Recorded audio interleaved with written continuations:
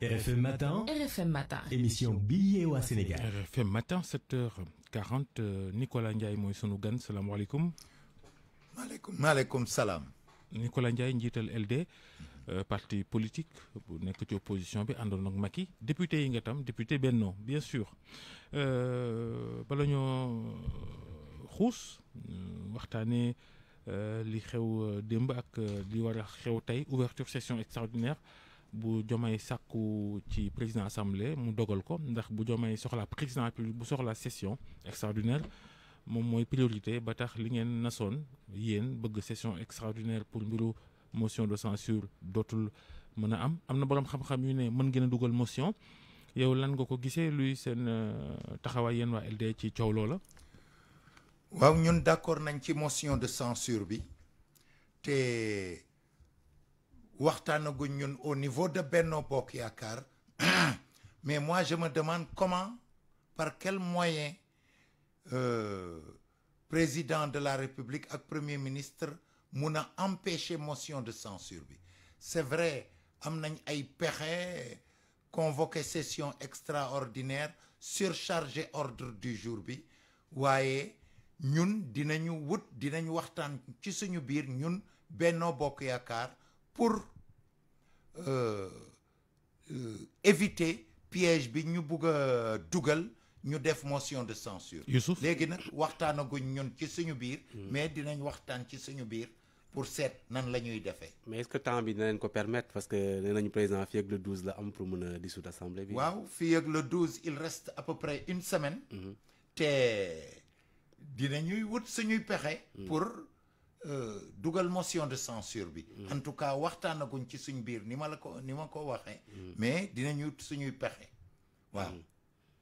waaw mais est-ce que quelque part aussi du piège gars yi joxuñu leen par exemple ngeen xool par rapport di dissolution institution yi déjà en sachant que vous êtes majoritaire quel que soit vote bi am du jàll mais pour peut-être justifier lii di dissolution assemblée nationale bi est-ce que mayu leen piège boo xamante ne da ngeen ci daanu finalement. non parce que xam nga dissolution assemblée nationale. ñun ay politique lañ yoo xam ne nii yàgg nañu ci politique. ça veut dire que man sans wàllu bopp def naa ñeent fukki at ak juróom-ñaar ci politique LD man xam naa ne quel que soit alpha te loolu wóor na député Benno Bokk Yaakaar yépp ne dinañ dissoudre assemblée nationale mënoo jóge ci élection présidentielle majorité bi changé assemblée nationale bi def 2 ans te doo ko dissoudre pour yow ci sa bopp nga mun a am majorité ça veut dire que ñoom soxlawuñu woon benn argument supplémentaire pour dissoudre assemblée nationale léegi nag ñu ngi xam nañ ne seen cote mu ngi wàcc de plus en plus léegi looloo tax ñu soxla ay argument supplémentaire pour dissoudre assemblée nationale bi premièrement deuxièmement pour gis lii ñuy def nii au niveau du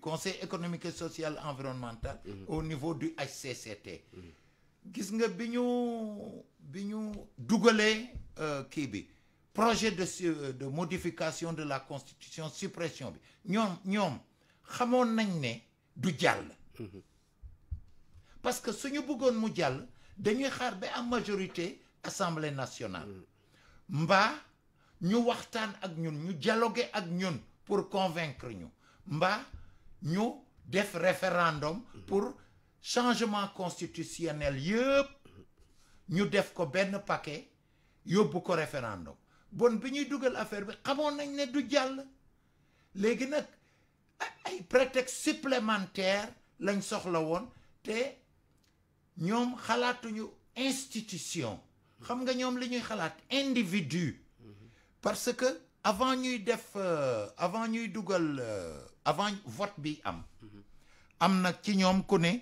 ces députés de Benno qui ne veulent pas entendre parler de réduction des dépenses publiques mènent un combat d'arrière-garde pour la survie des gâteaux institutionnels présidés par leurs collègues de coalition Aminata Mbengue Ndiaye et Abdoulaye Daouda Diallo donc ñoom liñ doon xalaat liñ doon viser c'était essentiellement pas institution mais Aminata Mbengue Ndiaye ak. non mais tamit cohérence la par rapport ñoom li ñuy proposé Sénégalais yi waxoon nañ ko bi ñuy campagne que suñu falo institutions yi dañ koy supprimer peut-être par cohérence peut-être lañu toog. Très bien, je suis d'accord que c'était cohérent.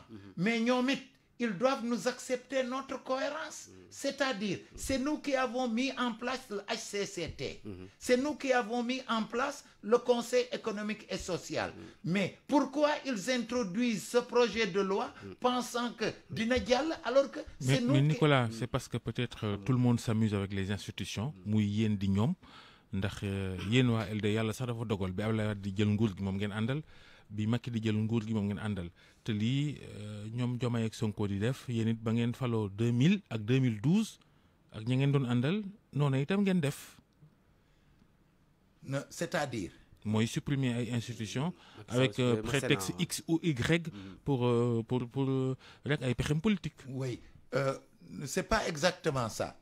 ñun d'accord ñu woon ci Sénat bi. waaw ñun d'accord ñu woon ci Sénat bi et c'est normal que bi Macky jëlee nguur gi ñu supprimer Sénat bi. oui Sénat ou conseil économique xaalis réew mi moo ciy dem. waaw conseil économique et social aussi ñun d'accordoon nañ ci. Maintenant Ablaye Wade bi mu jubootul ak moo ko supprimer def à la place le CRAES. mais nous n'étions pas d'accord sur ça maintenant.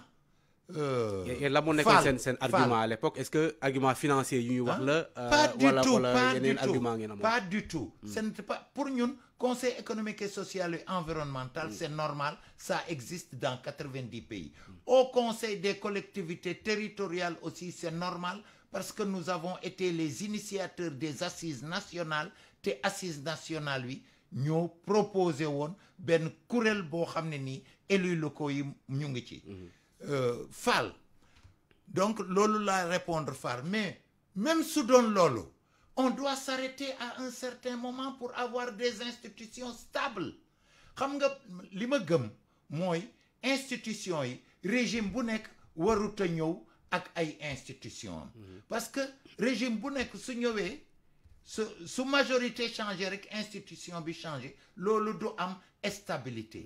Pour éviter loolu nag c'est pas le référendum c'est pas l'Assemblée nationale qui peut trouver une solution. mais tey jii Pastef li mu bëgg aussi mi ngi bëgg a doon dëgg parce que xëccoo bi am diggante Benno mi ëpp doole ci assemblée ak exécutif bi loolu rek fi mu toll nii lay la ci ne xëy na demaat assemblée ñoom jéem a am majorité stabilité bi ngay bëgg xëy na mën naa juddoo ci loolu faf parce que assemblée bi tey imaginez bu continuer woon ànd ak ñoom Diomaye ak Sonko xëccoo beeg mbiccoo mbaalo bi stabilité du am coow bëri ci réew mi ñu fàttee liggéey topp xëccoo politique yi itam. waaw moo tax ma ne la ma continuer sama raisonnement c'est-à-dire pour man suñu buggee stabilité am il faut que référendum ba vote au niveau de l'Assemblée nationale mujjee ce qu'il faut c'est que toute la nation sénégalaise s'entende sur les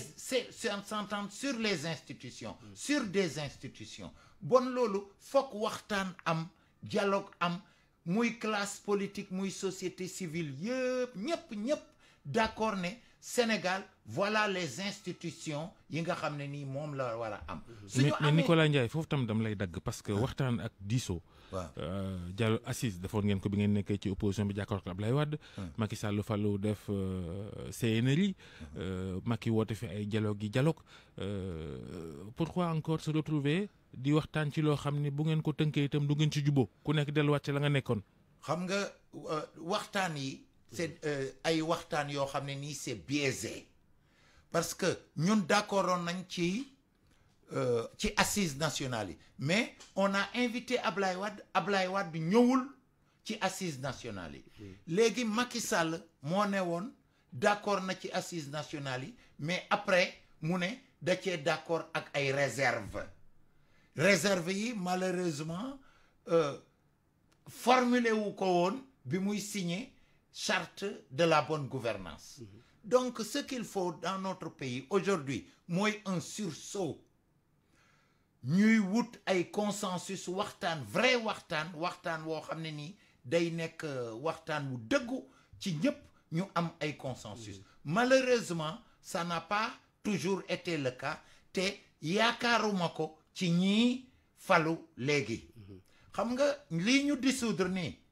ñun suñu yegg si waatee ci nguur gi d'une quelle que soit la forme pour ñun conseil économique et social et environnemental c'est nécessaire te dinañ ko dugalaat HCCT mbaa benn kuréel boo xam ne nii day regrouper LEU c'est nécessaire donc la majorité va changer et les institutions vont changer encore c'est à ça qu'il faut mettre un terme et jiital waxtaan malheureusement régime yi fi jaar yëpp waxtaan wi da doon indi jeexi jaaxa waaye ñii nag ñoo ci raw ñii jiitaluñu waxtaan fenn rappelez-vous contre la presse par rapport aux impôts par rapport à la presse jiitaluñu waxtaan c'est après la journée sans presse que ñu waxtaan contre avec les ambulants jiitaluñu waxtaan c'est après quand il y a eu des problèmes ci la ñu waxtaan contre avec les commerçants jiitaluñu waxtaan c'est après seulement que waxtaan am avec les députés jiitaluñu waxtaan et on en est dans cette situation déplorable pour le Sénégal. Mais est-ce que assemblée boo xamante ne ñoom ils sont pas majoritaires est-ce que seen kàddu foofu mën na am poids boobu pour mën a peut-être doxal li ñu bëgg. xam nga il faut aller à la discussion de manière optimiste. rafet ci njort. Ablaye Wade bi mu gagné en 2000. il a eu l'intention de dissoudre Assemblée nationale. Il l'a fait en 2001, mais avant il a discuté avec tous les députés. Ensuite gis nga soo gañee nguur am na élégance boo xam ne nii moom nga war a àndal pour jàmm am ci nguur. pour évoquer l'histoire Macky Sall bu muy dissoudre problème bi amoon lu tax amuloon consensus mooy décalage yu datu élection bi est-ce que 2 semaines lañ ciy teg ñii naan d'accord ñu loolu ça a été une raison de dissoudre l'Assemblée nationale est-ce que finalement du ay pratiques yoo xamante ne yéen les hommes politiques quel que soit yow fi nga nekk soit opposition wala pouvoir rôle yi mooy changer rek mais à chaque fois ku jekku sa morom rek du la may dara. peut-être que loolu mooy dans tous les cas. il nous faut mettre un terme à ça. Et pour mettre un terme à ça, il n'y a qu'une solution, un dialogue sincère entre les acteurs. Sinon, chaque régime viendra avec ses institutions. Mais est-ce que fi ñu toll nii am nañ temps wu dialoguer est-ce que le temps le permet c'est en amont ou en aval les donne. Le dialogue normalement doit se faire en amont. Malheureusement, les dialogues avant étaient biaisés, mais ñii ñoo ci raw ñii moom jiitaluñu waxtaan fenn pour man. Espèce élégance républicaine yi nga xam ne nii moo amoon avant sax amatul fàttaliku leen quand Ablaye Wade est venu au pouvoir Abdou Diouf a été battu la première réaction de Ablaye Wade a été d'aller à Louga voir la maman à Abdou Diouf. Ensuite il a envoyé Abdou Diouf le représenter dans une conférence internationale. En Égypte. Voilà. Mais c'est tellement élégance boobu. À mon avis, ku jiite réew da nga war a am une certaine élégance non seulement avec les vaincus mais avec toute la population. Parce que am réew ci ñetti tànk la war a doon. mais Macky def na ko ak booy yi non bi Diomaye gagné dalal leen ca palais ba tout ça.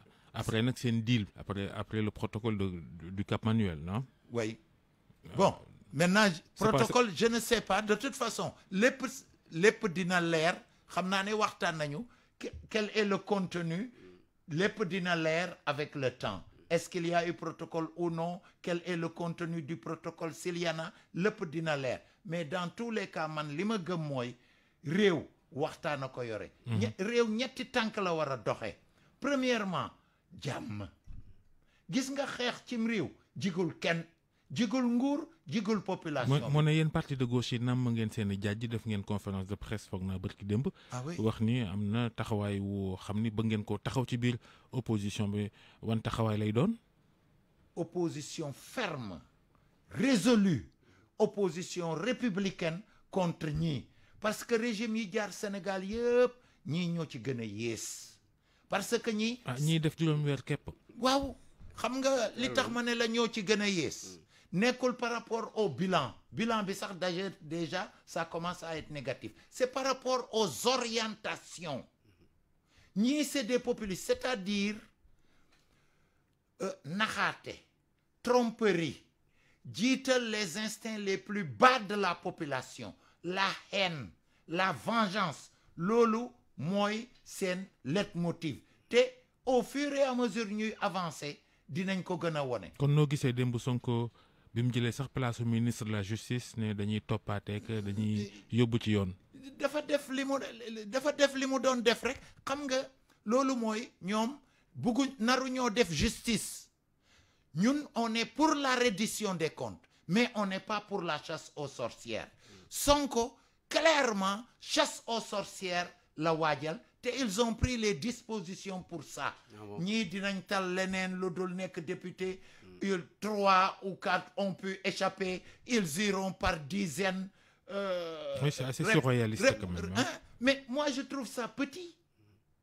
Je trouve ça minuscule pour un premier ministre de la République du Sénégal. Gis nga am réew, c'est vrai, il faut la reddition des comptes, il faut la justice, mais la haine, la vengeance n'ont pas leur place. Les convictions qui ont besoin de haine pour s'exprimer ne sont jamais des convictions profondes. Réew ci jàmm la war a dox ci dëgg ak ci yërmande. Est-ce que yéen fi mu toll nii yow am nga espoir nii techniquement mën ngeen daaneel par exemple gouvernement am nii fi mu toll nii. am naa ci espoir. waaw dinañ waxtaan ci suñu biir. wut suñuy pexe parce que fi ñu toll nii xeex la. wut en fonction de ce que nous permet la constitution et le règlement intérieur de l'Assemblée. Est-ce que c'est une marge de manœuvre du gàtt vu le temps ak li nga xamante ne président. c'est vrai xeex bu nekk combat politique bu nekk. c'est dans certaines conditions. Le génie du combattant, c'est quand les conditions, même si les conditions sont défavorables, essayer d'arriver à ses buts, à son but, d'atteindre son but. Nicolas Ndiaye njiital LD parti bu Ablaye Bathily jiite ay ati at Bathily léegi moom booy yi la àndal loolu noo ko gisee. non xam nga fi ñu toll nii Bathily jóge na ci boppu LD. Est-ce que booy yi la àndal am àndul ak booy yi loolu xamuma ci dara mënuma cee wax. def nañ ko envoyé spécial léegi xam naa ne def nañ ko envoyé spécial. léegi nag est-ce que booy yi la àndal am àndul ak booy yi loolu de xamaguma ci amuma ci lu ci wóor. premièrement deuxièmement xam nga politique étrangère u Sénégal dafay engagé ñëpp moo tax fi ñu toll nii. Régime Diomaye ak Sonko bi fi ñu indi diplomatie Sénégal c'est déplorable. Ah bon? Ah oui, mais regarde l'attitude du Maroc. nga xam ne nii on a des relations séculaires avec le Maroc. Maroc ñoo ñu dimbale ñu tabax grande mosquée de Dakar. Sénégalais yi soxlawuñu visa pour Maroc. Actuellement un proche de Diomaye accuser le roi Hassan II, accuser le roi Mohamed VI, ba ñoom ñuy porter plainte. Mais c'est lamentable. waa jooju Diagne noo gisee ay mbiram ne soo war a def ci moom. mais moom mi attaqué tarixa yi. dañ ko war a dindi fi mu nekk. parce que waa ji fitna lay yee ci réew mi. léegi buñ ko dindiwul nag. buñ ko dindiwul nag. on va supporter les conséquences. parce que fi ñu toll nii waa ji xam nga. kilifa diine yi